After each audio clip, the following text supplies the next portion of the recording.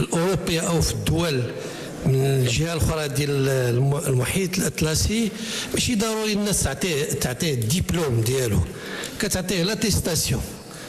الناس اللي قراو على برا كيعرفوا بانهم الدبلوم ديالهم ما تياخذوه بعد حتى لسنتين من بعد التخرج. العمليه ديال اعطاء الدبلوم معقده شويه وكتاخذ شويه ديال الوقت. هذه النقطه الاولى خصنا نجاوبوا عليها مع الوظيفه العموميه ومع القطاعات الوزاريه كلها. النقطه الثانيه هذا الشيء ديال الدبلومات والتوقيت ديالهم مساله كتخص الجامعات على حسب الجامعات، ماشي معقده.